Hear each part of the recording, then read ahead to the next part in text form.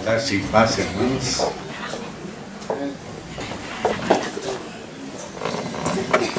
Vamos a hacer una corta oración.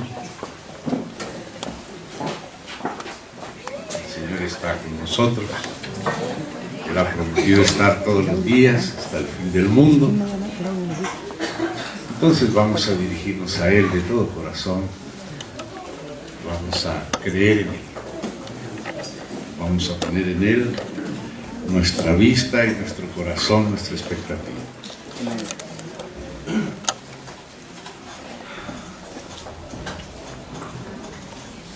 Querido Padre y Señor,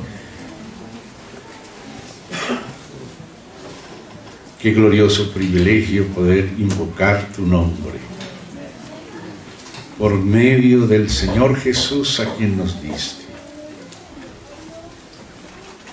Gracias, Señor, por su preciosa sangre. Gracias, Señor, por haber preparado para nosotros también esta ocasión específica. Necesitamos de ti para que tú mismo, Señor, realices entre nosotros lo que tú te has propuesto. De nuestra parte, Señor, y con tu ayuda, encomendamos en tus manos todo nuestro ser. Dejamos todas las cosas en tus manos. Y pedimos la gracia, Señor, de poder estar delante de ti, por la sangre del Cordero y por el socorro del Espíritu Santo. Que podamos seguirte de cerca, Señor. Que podamos ser bendecidos por ti. Danos el refrigerio que necesitamos. Solo tú lo puedes dar. Solo tú puedes fortalecer nuestro hombre interior y afirmarnos en tu presencia y en tu gracia. Solo tú puedes también alumbrar los ojos de nuestro entendimiento para conocerte a ti, para comprenderte mejor, Señor, para amarte. Concédenos la gracia de poder responder a ti en amor. En el precioso nombre de Jesucristo. Bendice tu palabra que vamos a leer. Sea tu Espíritu la luz de nuestros pasos. En el precioso nombre de Jesucristo. Amén. Hermanos, vamos a continuar en el libro del Génesis, porque lo que hemos estado viendo en estos días era solamente como una especie de introducción,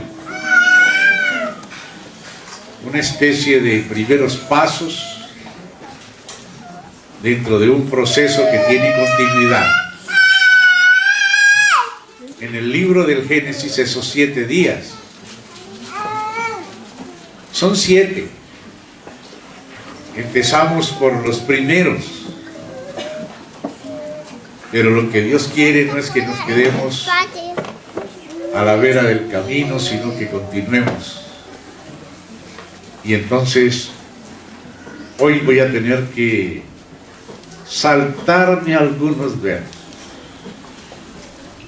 Voy a tener que saltarme algunos poquitos versos.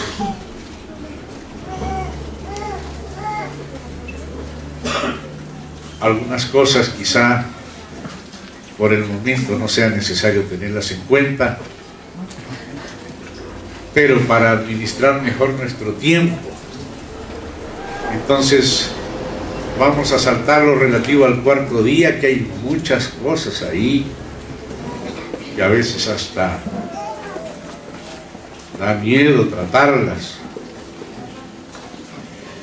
Y hay otras que vienen después en relación a los monstruos marinos, como aparecen aquí en el 5.º día. y aparecen después los animales en el sexto día, hasta que llegamos al versículo 26.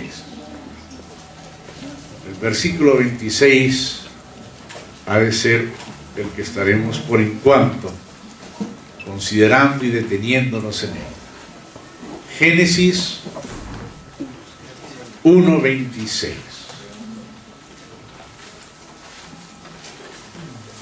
Allí aparece en el hebreo una sola letra, que es la letra Vau, que parece una comita pero larga, más larga que la letra Yod, que es pequeñita. Y esa letra aparece pegada a la primera palabra, que es solo una rayita. Ay, pero cuántas cosas están debajo de esa rayita. En algunas versiones se traduce también. Aquí, en la que creo que la mayoría estamos teniendo aquí, es la Reina Valera, aunque veo que hay algunas otras traducciones. Está bueno comparar traducciones. Mas voy a seguir aquí en Reina Valera la traducción. La primera palabra es entonces. Entonces. Esta palabra no podía decirse antes de tiempo.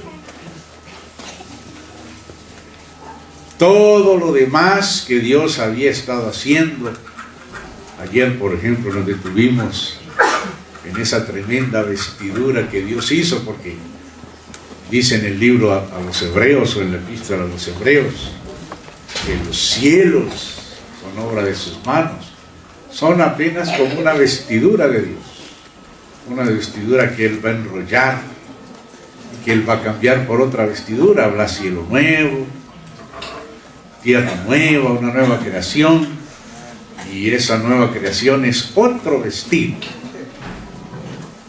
¿Cómo será de grande el Señor que hasta ahora los telescopios no llegan ni a los bordes del vestido, tratando de mirar lo que es solamente el universo? Y las Escrituras nos dice eso, que el universo es una vestidura de Dios. No es Dios, no es parte de Dios, no existía, mas fue creado por Dios y es infinitamente grande, como para que nos asombremos. Y cada vez nos asombramos más, cada vez vemos un poquitito más.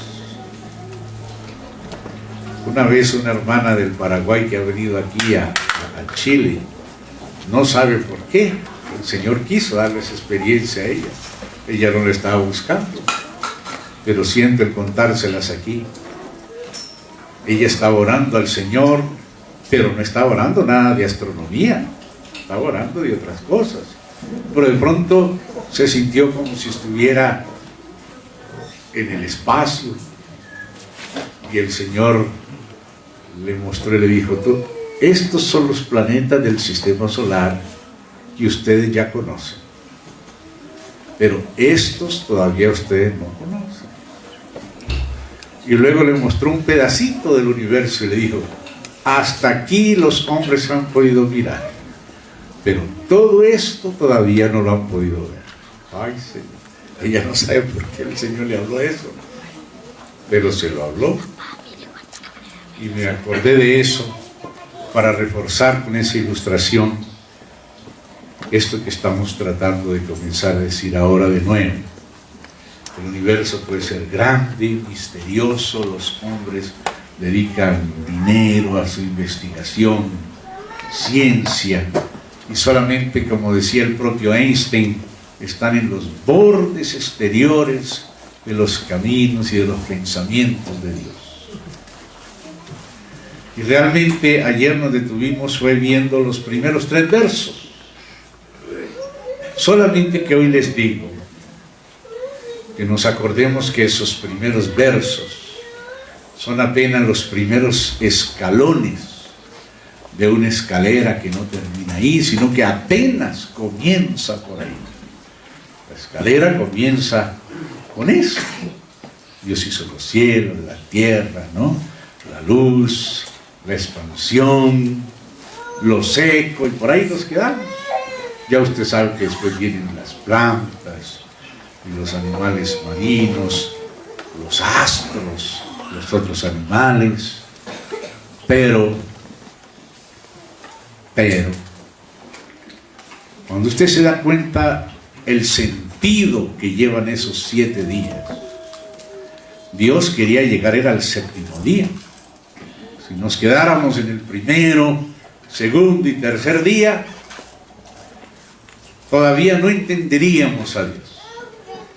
Todo eso lo hizo Él y lo inspiró que se escriba, y nos lo escribió a nosotros para que nosotros lo leamos de su parte y lo recibamos de su parte y lo apreciemos de su parte, porque es para conocer una parte de Dios, conocer a Dios y a su Cristo como el Creador. Y cuando digo a su Cristo es porque a veces ponemos a Cristo fuera de la creación, pero la palabra del Señor coloca a Cristo en la creación. Nada de lo que ha sido hecho fue hecho sin Él.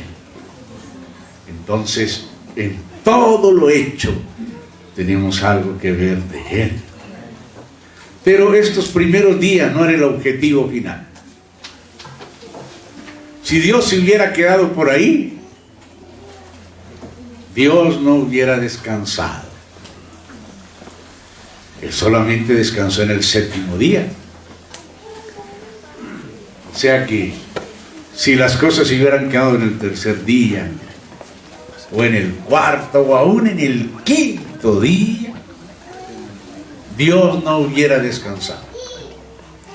Todo lo que Dios estaba haciendo era para poder descansar después del 6º día. Pero no podría Él descansar sin el 6º día. No podía haber 6º día sin 5º día. No podía haber 5º día sin 4º día. Y así no podía haber 4º sin 3º, etcétera, etcétera.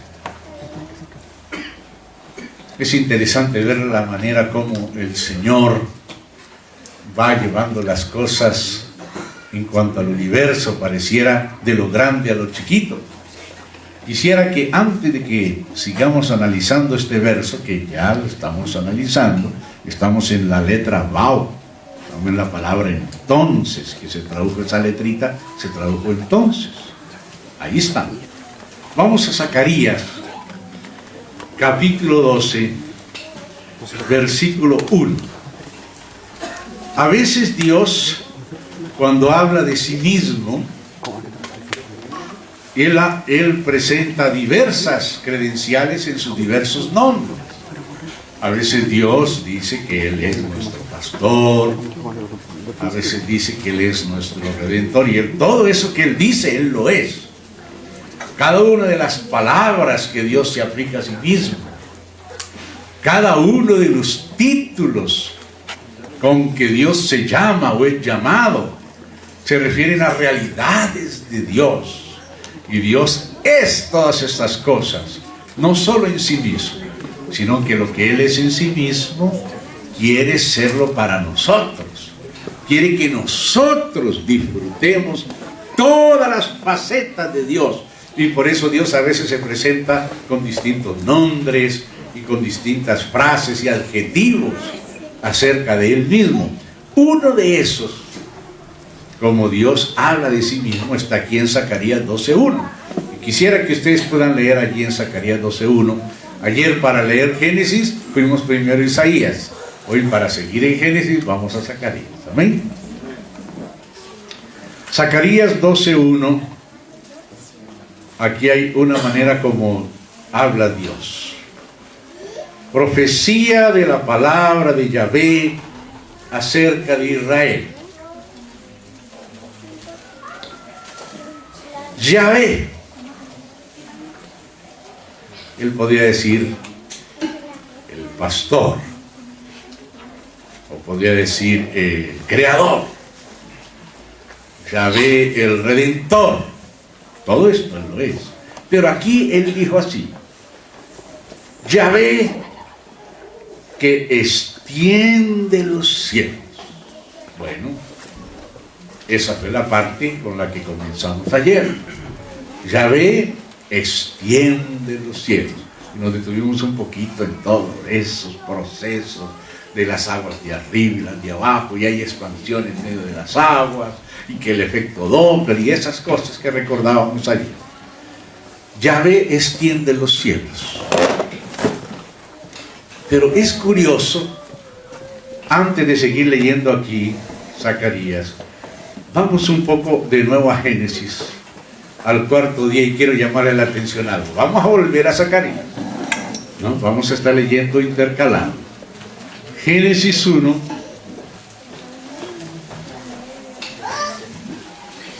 dice el verso 14, cuando empieza el cuarto día, porque el cuarto día corresponde a esta frase de Yahvé, que Yahvé extiende los cielos y coloca en la expansión de los cielos los astros.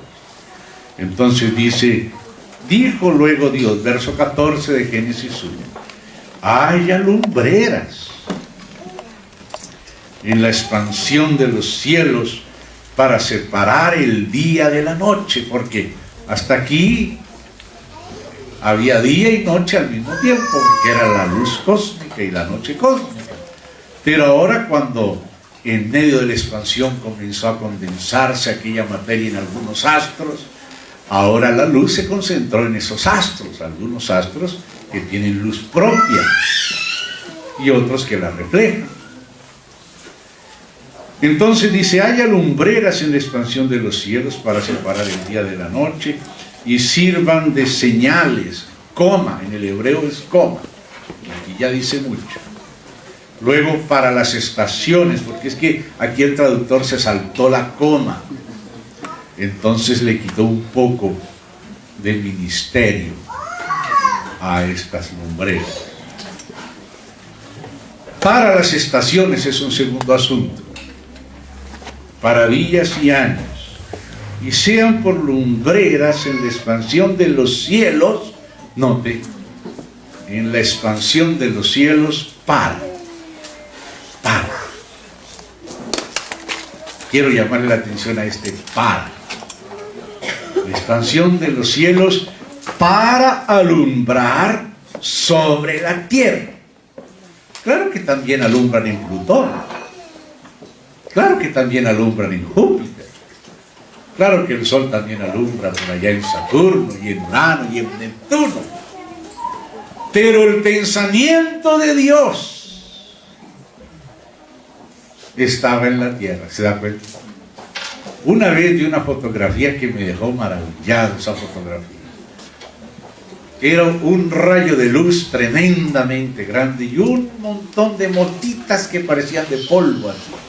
Motitas de polvo. Ustedes han visto cuando entra un rayo de luz por un agujero de una ventana y se ve un montón de motitas de polvo. Pues la foto no era de polvo, era del universo.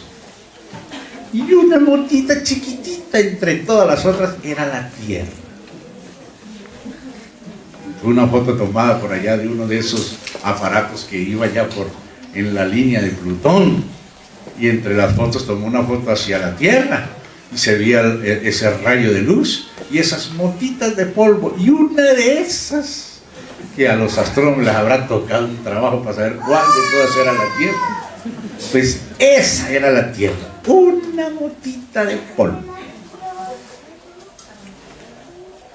Sin embargo, el Dios que extiende los cielos es el Dios que funda la tierra. Es el Dios que hace que las ecuaciones macro del universo rindan su beneficio a la tierra. Si estuviéramos un poquitito más lejos del sol, estaríamos requete congelados. O un poquitito más cerca, estaríamos chamuscados. Y si la inclinación no fuera la que tenemos, no tendríamos las 4 estaciones. Y si la luna no fuera del tamaño que es y está a la distancia hacia él, sería tsunami por la mañana y tsunami por la tarde. Gracias a Dios llegan las olas como a nuestra medida, ¿no? Llegan a la playa como para que nos demos un bañito de playa nosotros. Pero pudiera ser tsunami por la mañana y tsunami por la tarde. Pero gracias a la medida de las ecuaciones del sistema solar, y para que el sistema solar sea como es, pues tiene que estar en el punto exacto de la galaxia. Y la galaxia tiene que tener la medida exacta. Una pequeña variacióncita en lo que los científicos llaman el Big Bang, no existiríamos. Así que no hay tal Big Bang, lo que hay es cero. Porque el Big Bang es una explosión casual. Pero ya los mismos científicos han dicho, oiga, pero qué explosión tan exacta. Explotó como tenía que explotar. No sé qué fue lo que explotó, porque la nada por medio de la nada explotó y produjo todo. Es la explicación de ellos. Pero ellos mismos están hablando del principio antrópico, o sea, humano, del universo. Todas las cosas están medidas para que nosotros podamos existir, para que nosotros podamos estar aquí. Es mucho lo que se podría decir de esto, pero vamos a resumirlo en esta palabra: expansión de los cielos para alumbrar sobre la tierra. Aunque alumbren en otras partes, allá no hay nadie, a menos que llegue un astronauta, pero se quieren volver rápido para acá. Para alumbrar sobre la tierra. E hizo Dios las dos grandes lumbreras, la lumbrera mayor para que señorease en el día, cierto señorío, la lumbrera menor para que señorease en la noche. Hizo también las estrellas y las puso Dios en la expansión de los cielos para alumbrar sobre la tierra. La tierra es una mopita de nada, como Dios mismo dice que las naciones son menos que el polvo. La balanza ni se inmuta con ese polvo. Nadie se pone a limpiar la balanza porque no va a dudar en nada. Y dice que todas las naciones son menos que ese polvo, dice el Señor en su palabra. Y sin embargo, Dios no se olvida de esa motita de polvo en el universo. Y no solo eso, sino que revela en su palabra que Él puso las estrellas para alumbrar sobre la tierra. Claro que ellas también alumbran para otro lado, pero el objetivo de Dios era con la tierra. ¿Se dan cuenta? Ya vamos entendiendo por qué dice entonces. O sea, Dios estaba preparando ese entonces, pero Él no podía decir hasta entonces lo que tenía que decir. Dios estaba haciendo las cosas. Entonces luego volvemos allá a Zacarías 12, que ustedes seguro antes de leerlo ya se lo leyeron. Dice ahí que Dios dice eso, es el que extiende los cielos. En cuanto a los cielos los extiende, pero en cuanto a la tierra la funda, porque Él escogió poner como estrado de sus pies la tierra. Y Él se hizo hombre y vino a la tierra. Nosotros nos queremos ir al cielo, pero Él dice, ustedes orarán así: Padre nuestro que estás en los cielos, santificado sea tu nombre. ¿Y qué más dice? ¿Venga o vámonos? ¿Vámonos al cielo?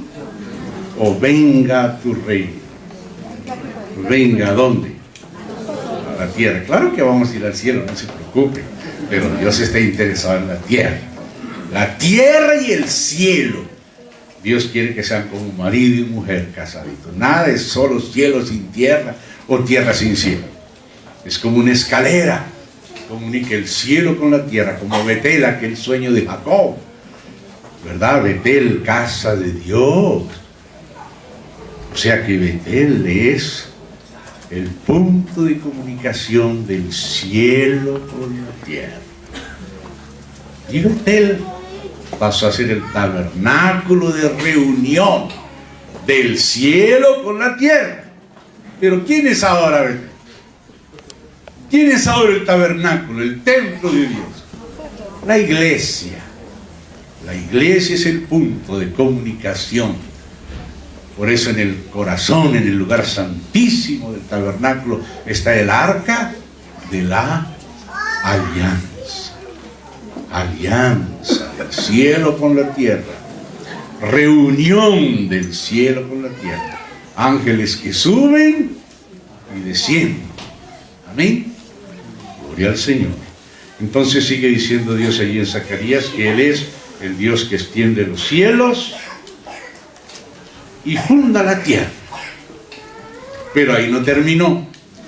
Con la tierra no terminó. La tierra es allí el tercer día y ahí le salen plantas, una botánica preciosísima, luego animales.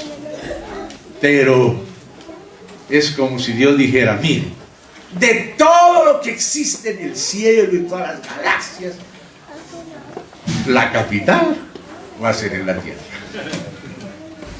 La capital, la tierra. ¿Dónde va a estar la nueva Jerusalén? Va a ascender a la nueva tierra. Esa es la capital del universo, la nueva Jerusalén. Ahí va a estar Dios mismo, el Cordero mismo, heredero de plenitud, en la tierra, en la nueva tierra. Pero bueno, en la tierra hay de todo, ¿no? Pero a Dios le importa. Ahora pasó de los cielos, es como si se hubiera olvidado de los cielos y se concentró en la tierra. Y luego es como si se hubiera olvidado de la tierra sola y se concentró en el hombre. Y específicamente en el espíritu del hombre. Yahvé que extiende los cielos, funda la tierra y forma el espíritu del hombre dentro de él. O sea, lo más importante, o sea, digamos, el trono y el lugar santísimo de Dios, donde Él descansaría, sería en el hombre, pero empezando por su espíritu. Para Dios, el espíritu del hombre es demasiado importante. Entonces, por eso estaba Dios esperando entonces. Estaba tratando con los cielos, como quien dice, preparando los cielos para la tierra. Para la tierra. Parece que estamos volviendo a la visión geocéntrica. Parece que de Ptolomeo, Copérnico nos sacó de lo geocéntrico a lo heliocéntrico. ¿Verdad? No, la Tierra no es importante, la Tierra gira alrededor del Sol, y el Sol gira alrededor de la estrella Vega, y la estrella Vega es apenas una estrellita por ahí a 2/3 de un brazo de la galaxia, de la Vía Láctea, que es una galaxia común de miles y millones de galaxias. Parece que salimos del geocentrismo, pero la Biblia nos regresa al geocentrismo. Bueno, ¿será que el Señor va a morar en una de esas galaxias? Él no se olvida de la tierra. Él creó fue la tierra. Y toda la ecuación macrocósmica rinde sus beneficios a la tierra, para que en la tierra pueda estar el hombre, pueda desarrollarse el hombre con espíritu, para recibir la plenitud del espíritu de Dios en su espíritu, y Dios pueda poner sus pies en la tierra. Porque la tierra es el estrado de los pies. El cielo es el trono, pero la tierra es el estrado de sus pies. Donde Dios decidió pararse y donde se paró cuando se hizo hombre, fue en la tierra. Entonces por eso dice, entonces dijo Dios, entonces, todo lo demás tenía un objetivo final. Y después del sexto día descansó. Eso significa mucho, hermanos.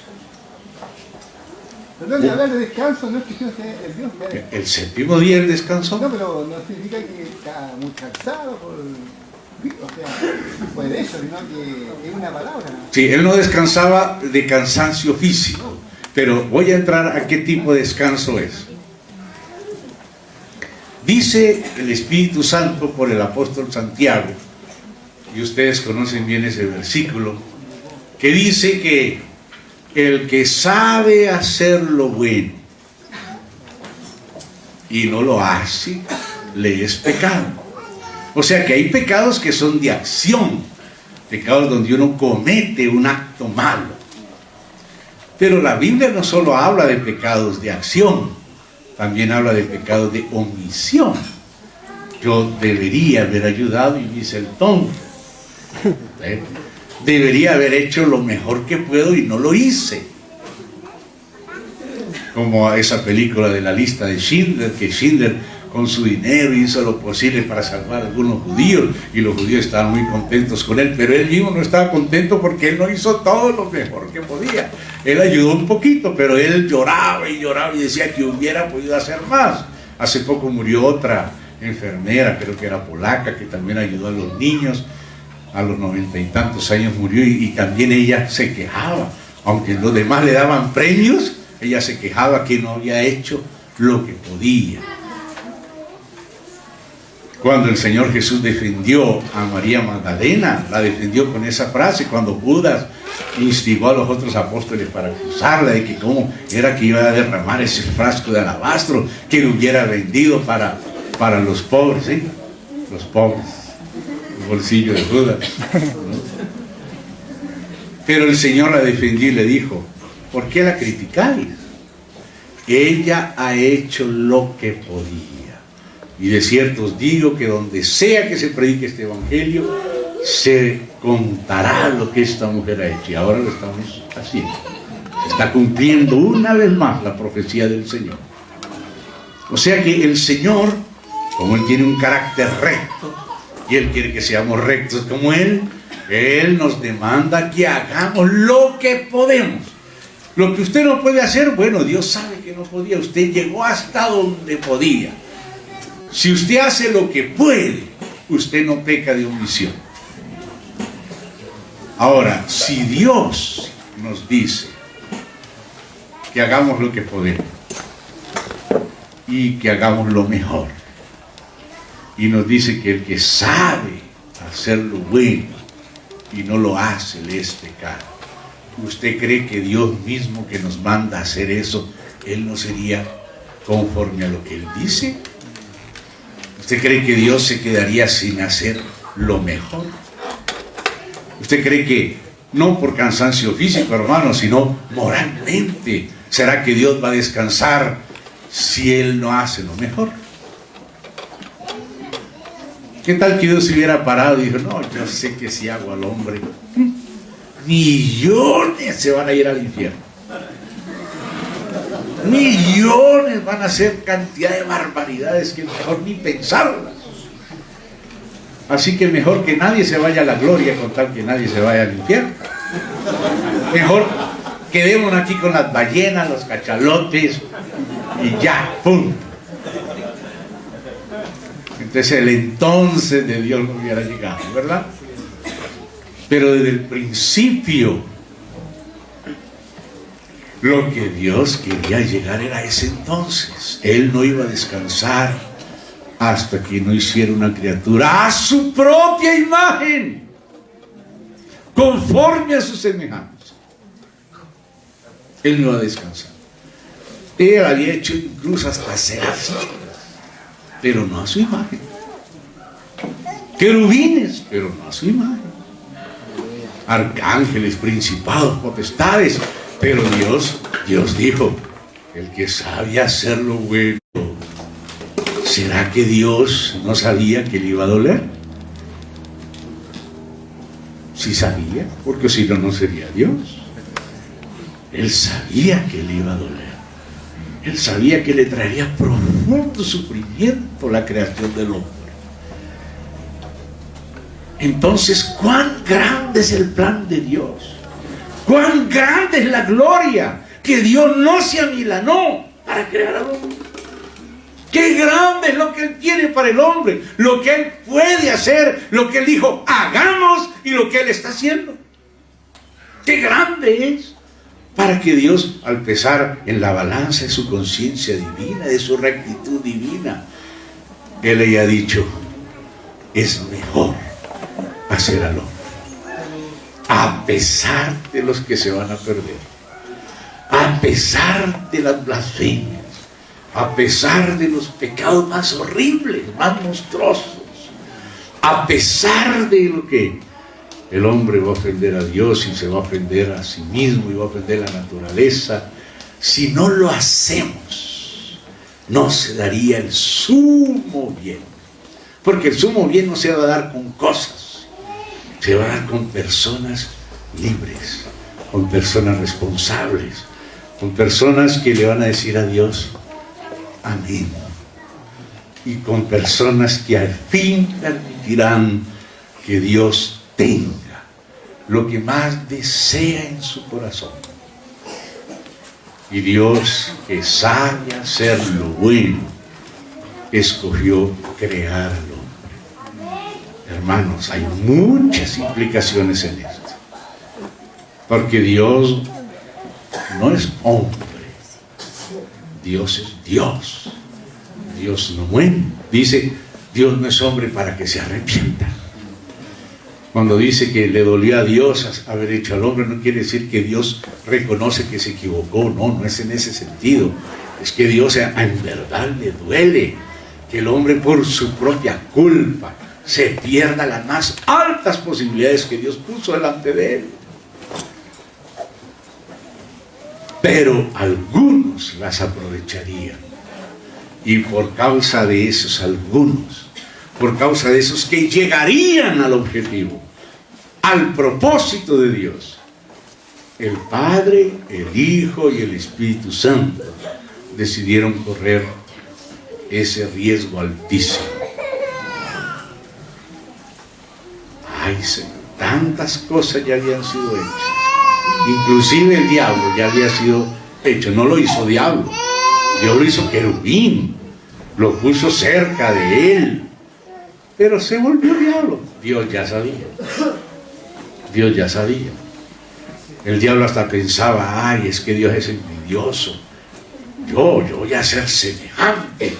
Y después de que ya había diablo y que ya el diablo dijo, seré semejante, dice Dios, hagamos al hombre a nuestra imagen y conforme a nuestra semejanza. Y el diablo se tuvo que quedar callado. Dios no era egoísta. Se atrevió a hacer una criatura a su imagen. Entonces, dijo Dios, hay muchas cosas en esa palabra, entonces, muchas cosas están implicadas en eso. De la presciencia de Dios, del conocimiento anticipado de Dios, del altísimo propósito de Dios y todo lo que esté en juego en el propósito de Dios. Porque el propósito de Dios no es mecánico como pudiera ser el universo o una galaxia. Porque en el propósito de Dios lo que cuenta son las personas. Personas que tienen que tomar una decisión. A veces, hermanos, sucede que nosotros nos olvidamos cuál era la clase de ser humano que Dios creó en el principio. Y hacemos nuestra teología a veces hipercalvinista, teniendo en cuenta solamente la situación caída del hombre, contando desde la caída en adelante. Bueno, el hombre cayó, se volvió un inútil, ahora le toca a Dios hacer soberanamente las cosas, el hombre no va a colaborar en nada porque cayó.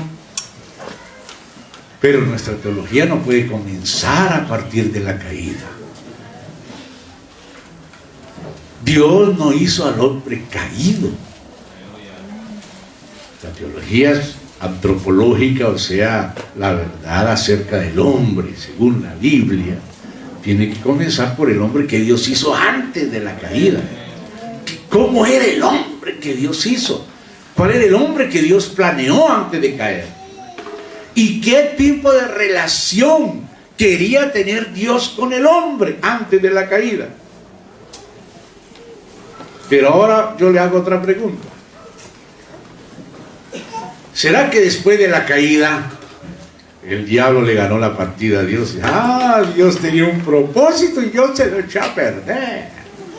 Él quería tener una relación con el hombre que fuera el hombre responsable y libre, y Dios se lo volvió un monstruo que no es capaz de hacer nada bueno. Le dañé a Dios el propósito, ahora Dios va a tener que cambiar de propósito. ¿Será que el diablo le ganó la partida a Dios? ¿Será que Dios, ahora que el diablo le corrompió al hombre, será que ahora Dios tiene que cambiar de propósito? Dios tenía otra carta en la manga: la redención, la gracia. Y la gracia no es solamente gracia irresistible, la gracia es gracia para capacitar por gracia al hombre, para que el hombre capacitado por la gracia sea responsable de lo, sea capaz de decir sí a Dios. Con la caída, el hombre ya no hace el bien que quiere, sino el mal que no quiere. Ya el hombre no puede solito. Pero la gracia no va a sustituir al hombre. El hombre fue hecho responsable y responsablemente se hizo incapaz a partir de la caída. Por causa de la caída, el hombre se volvió incapaz de ejercitar como debe su responsabilidad, porque no tiene con qué. Pero la carta que Dios tenía escondida se llama la gracia de Dios. Y la gracia de Dios es para capacitar por gracia al hombre, para que el hombre vuelva a tener la capacidad de decidir. Dios no va a decidir por el hombre. Porque aquí, ¿cuántos señores les hubiera gustado casarse con una señora de plástico? Que le pone un botoncito y dice: ¡ay, te amo, mi amor! ¡Te amo mucho! De plástico. Como en Japón ahora ya están haciendo y vendiendo en el mercado mujeres de plástico, robots. ¿Será que eso sería digno para usted? Quizás si usted fuera un político de esos que compran gente que los aplauda, puede ser que usted estaría contento con una mujer de plástico también. Diga el doctor fulano de tal, pero claro, ya le compraron. O las planilleras que van a llorar allá en los entierros: ¡ay, era tan bueno, pero se murió! Y uno sabe que es pura mentira. ¿Será que ese político le cree a esos propios? Por ahí me contaron una anécdota de Fidel Castro, que había uno de los presidentes de la iglesia reconocida por el Estado en una celebración especial en Cuba, y este señor presidente se hizo un discurso político a favor de Fidel Castro, pensando que Fidel Castro iba a estar feliz. Y Fidel Castro le dijo: mire, ese discurso era para que lo haga yo, usted predique a Cristo. O sea, no le comió cuento. Porque los mismos políticos saben que ellos no le creen a los que los están aplaudiendo, si les tuvieron que pagar. ¿Y usted cree que Dios estaría feliz si en vez de seres humanos hubiera creado robots? Hubiera tenido menos problemas, ¿verdad? Solo un botoncito: ¡aleluya! ¡Gloria a Dios! Lindo. Podía superar a los hermanos de Chile.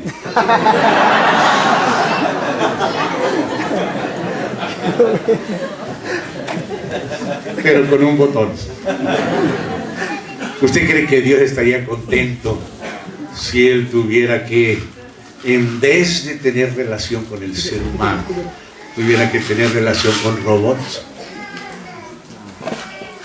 Por eso, cuando va a haber un casamiento, tiene que haber un común acuerdo. Si el novio le propone a la novia que se casen, o que sea su novia la chica, y después que se casen, él no puede agarrar un garrote, darle un garrotazo y llevársela arrastrada para la cueva al estilo cavernícola. Eso no es digno, ¿verdad? Ella tiene que decir quiero, y él también tiene que querer, y los dos concuerdan en casarse, ¿verdad? Entonces Dios por eso hizo al hombre en dos géneros, para que el hombre comprenda a Dios, porque ese es el misterio de Cristo que está ahí, escondido, y a la vez revelar. La relación con Dios tiene que ser una relación voluntaria, una relación no forzada. Dios no quiere realizar su propósito con robots. Lo hubiera hecho con los serafines, pero ni con los serafines quiere, ni con los querubines. Por eso está tan enojado el diablo con el hombre, porque él era un querubín. Dios no quiere. Y si usted no quiere, aunque Dios quiera, Él no lo va a forzar. Uno dice, pero Dios, ¿tú no eres soberano? Claro, soy soberano. ¿Y no eres todopoderoso? Claro, soy todopoderoso. ¿Y por qué no lo haces? Porque yo no tengo ese carácter. El carácter de Dios modera su soberanía. Dios no utiliza su todopoder para hacer cosas que no van con su excelencia de carácter. El Señor Jesús dijo, ¿cuántas veces yo quise juntar a tus hijos? Ah, Señor, ¿y acaso no eres todopoderoso y soberano? ¿Y por qué no nos juntas? Porque tú no quisiste. ¿O eso qué quiere decir? Yo quise, pero tú no quisiste, y por eso no sucede. Aunque Él es todopoderoso, aunque Él es soberano, Él no quiere si tú no quieres. Él quiere que tú quieras. Y por eso cuando dijo, hagamos al hombre, corrió ese riesgo grande de depender que el hombre le diga como le dijo María. Amén. ¿No fue así? Vino el ángel Gabriel y le dijo a María, pero ¿cómo va a ser esto? ¿Cómo si yo no tengo marido? ¿Cómo voy a dar a luz un hijo varón? Y le dijo Gabriel, María, el poder del Altísimo te cubrirá. Es Dios el que va a hacer esto. Tú no eres capaz de hacer nada. Pero solamente tú tienes que decir, sea hecho conmigo, conforme tu palabra. Porque Dios podría violarte, pero Dios no es violador. Dios es todopoderoso y es soberano, pero su carácter no le permite violar. Dios no es violador. Si tú no quieres, aunque Dios quiera, no va a ser hecho. Pero si quieres, te toca a ti tomar la decisión. Entonces dijo María, hágase en mí según tu palabra. Y eso es lo que la iglesia, los escogidos, el remanente, le tiene que decir a Dios, Señor, hágase en mí tu propósito según tu palabra. Y se lo tiene que decir cada día. Tiene que convencer a Dios. ¿Saben qué dice el amado a la amada en el Cantar de los Cantares? Ustedes seguramente se acordarán de ese versículo. No es la amada, es el amado el que le dice a ella, aparta tus ojos de mí, porque ellos me vencieron. Él dice que ella lo venció con su mirada. O sea que la amada tiene que vencer al amado. Decirle, Señor, yo quiero. Y insistir, yo quiero. Y yo quiero lo que tú quieres. ¿Cuántas veces yo quise, pero tú no quisiste? Así no se puede hacer nada. Todos los hombres, Dios quiere que sean salvos. Y Él es todopoderoso. Y Él es soberano. ¿Por qué no se salvan? Porque Él quiere que ellos también quieran. Y si ellos no quieren, aunque Dios quiera, Dios voluntaria, soberanamente, se somete a la restricción. Si tú no quieres, yo no voy a hacer. Yo quiero juntar tus hijos, pero si tú no quieres, tu casa va a quedar desierta. Ve el carácter de Dios. El propósito de Dios es altísimo y todos los seres humanos podrían alcanzar ese propósito. Y Dios de corazón sincero, no es que Dios está mintiendo, no. Dios de corazón sincero quiere que todos los hombres sean salvos. Eso está escrito ahí en la Biblia. Y quiere que todos los hombres vengan al pleno conocimiento de la verdad. Dios quiere eso. Hoy en día hay algunos apologistas del diablo y de Judas Iscariote, que la culpa es de Dios, que Dios fue el que hizo a Judas, que lo predestinó, que lo obligó, que obligó al diablo. Nada que obligó, no. Dios podía profetizar porque Dios sabía lo que ellos libremente y voluntariamente iban a hacer, pero Dios no los obligó. Si alguno pecó, Él es responsable. Si el diablo se rebeló, Él es responsable. Si Judas traicionó, Él es responsable. Dios ya sabía, Dios lo permitió, pero Dios no lo obligó, pero lo profetizó porque Él nos tiene que esperar para saber. Pero nada de venir a echarle la culpa a Dios. Ah, Dios, tú eres el culpable de Satanás. Tú eres más Satanás que Satanás, porque si tú no hubieras hecho a Satanás, no habría Satanás. Eso es lo que están diciendo los satanistas. Están acusando a Dios. Y el tal evangelio de Judas que ahora se vende como pan caliente. Casi la gente no lee la Biblia, pero el evangelio de Judas por ahí de los gnósticos, que es un invento que ni siquiera fue de Judas, pero que tratan de justificar a Judas Iscariote, se está vendiendo en las librerías. Todo tratando de echarle la culpa a Dios. El diablo siempre le echa la culpa a Dios. Ah, con que Dios te ha dicho, ah, no, sabe Dios que el día que conviene seréis como Dios. Ese es el diablo. Siempre es así, echándole la culpa a Dios. Pero Cristo muestra que Dios es fiel y verdadero. Y el Espíritu Santo también. Cristo es el testigo fiel y verdadero de Dios. Y el Espíritu Santo glorifica a Cristo. Y la sabiduría de Dios es justificada por sus hijos, dice la Escritura. Le dan la razón a Dios en medio de millones de voces en contrario, gritando cosas. Los hijos de Dios glorifican a Dios. Entonces, hermanos, cuando Dios dijo, hagamos, esa fue una decisión altísima. Solo después de esto Dios quedó tranquilo. Ahora sí descansó. Mientras tanto, Dios no descansaba, porque Dios hace siempre lo mejor. Y lo último que Dios hizo, lo que completa, es lo que Él inició cuando hizo al hombre. Claro que la hechura del hombre es apenas el inicio. Cuando Dios dijo hagamos, eso implica muchas cosas. Hagamos, ahí habla en plural. Ahí está el Padre comprometido en esto, está el Hijo comprometido en esto, está el Espíritu Santo comprometido en esto. La Trinidad se impuso una meta, se impuso una tarea. El Padre, el Hijo y el Espíritu Santo dijeron, hagamos al hombre a nuestra imagen, conforme a nuestras semejanzas, y señoree, etcétera, etcétera. Esa fue algo que se propuso el Padre. Ahora, pongan atención a eso. No vamos a leer mal la Biblia. Dios no dijo, hagamos un hombre, vamos a hacer el primero. A ver, ¿cómo nos va? Vamos a hacer al marido de la Eva, al Adán. Y si falla, pues dejamos por ahí.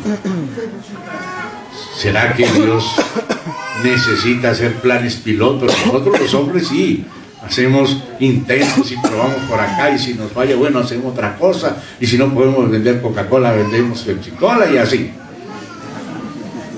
Pero Dios no es así.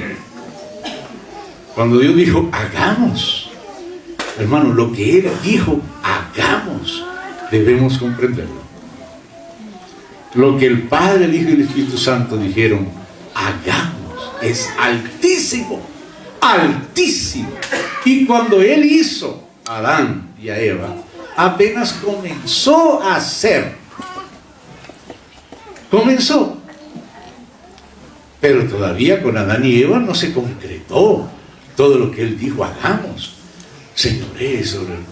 No, ahí ellos pecaron, no comieron del árbol de la vida,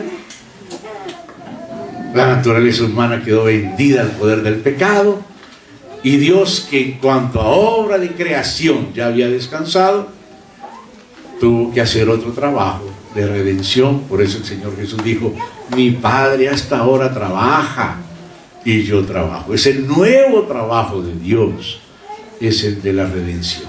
Ahora, ¿por qué Dios se embarcó en otro trabajo si en cuanto al trabajo de la redención, de la creación, Él ya había descansado? ¿Por qué tuvo que haber una manga carta en la manga de Dios, el nuevo trabajo de redención? Porque lo que ellos habían dicho, hagamos al hombre, todavía no había sido cumplido. Comenzó el hombre, fue puesto en prueba, y ya el primero se le torció. Dios sabía que se le iba a torcer, pero Dios sabía también lo que estaba haciendo. Dios sabía por qué lo iba a permitir. Había unas cosas de Dios que serían conocidas de esa manera, y especialmente de su Hijo. Porque es que el Padre conoce al Hijo. Como el Señor Jesús dijo, nadie conoce al Hijo sino el Padre.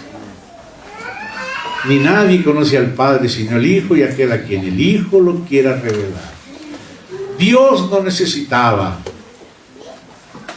que su Hijo fuera probado también como el hombre para conocerlo. Pero las demás criaturas necesitaban conocer por qué es que el Hijo tiene esa preeminencia en el corazón del Padre. ¿Por qué el Hijo es el heredero de todo? ¿Por qué el Padre todo lo hace para el Hijo? Con la caída del hombre fue necesaria la redención, fue necesaria la encarnación y fueron necesarias las pruebas del Hijo. Y el Hijo fue probado en todo conforme a nuestra semejanza. Y el Hijo no pecó. Dios ya conocía al Hijo, pero ni los ángeles conocían al Hijo. Solo en parte. Los seres humanos no conocíamos al Hijo. La iglesia, que es la amada de Él, apenas está comenzando a conocer al Hijo. Pero Dios ahora está mostrando quién es el Hijo. Tan contrario a Satanás. Satanás no era, y dijo, seré semejante al Altísimo y me sentaré a los lados del norte, etcétera, en el trono. En cambio, él, siendo en forma de Dios, no estimó ser igual a Dios como cosa que aferrarse, sino que se despojó a sí mismo, se humilló, tomó forma de siervo y fue probado, fue tentado de verdad, no de mentira, no solamente en símbolo, de verdad, fue probado en todo conforme a nuestra semejanza, pero sin pecado. Ahora conocemos un poco más al Hijo. Ahora sí, Dios podía decir, bueno, ¿hay alguno digno en el cielo de abrir el libro y desatar su sello? O sea, llevar a cumplimiento completo el propósito eterno de Dios. Y Dios dio espacio que se levantara cualquiera. Y nadie se atrevió. Y en la tierra, muchos locos se hubieran levantado, pero ahí nadie, ningún loco se atrevió a hacer esa locura. Ni siquiera debajo de la tierra. Solo el Cordero de Dios fue hallado digno de abrir el libro. Entonces ahora Dios ha hecho que se conozca la excelencia del Hijo después de la caída del hombre, después de la necesidad de la encarnación del Verbo de Dios, después de las pruebas del Hijo de Dios. Y ahora ese Hijo de Dios es el modelo y es el sustento del hombre. Ya antes de la caída del hombre ya era el árbol de vida, pero después de la caída del hombre sigue siendo el árbol de vida para el hombre. El hombre no puede vivir ni cumplir con el propósito de Dios si no está estrechamente aliado en íntima comunión y unión con el Hijo de Dios, con el Señor Jesús. Por eso desde el principio, cuando el hombre fue creado en función del Hijo de Dios, porque Dios dijo, hagamos al hombre a nuestra imagen, y la imagen de Dios es el Hijo de Dios. El hombre fue creado en función del Hijo de Dios. El hombre fue creado para vivir por medio del Hijo de Dios, para contener al Hijo de Dios como vida y para canalizar, para expresar al Hijo de Dios. El hombre solo, sin el Hijo de Dios, no tiene sentido. Es como un guante que no tiene la mano adentro.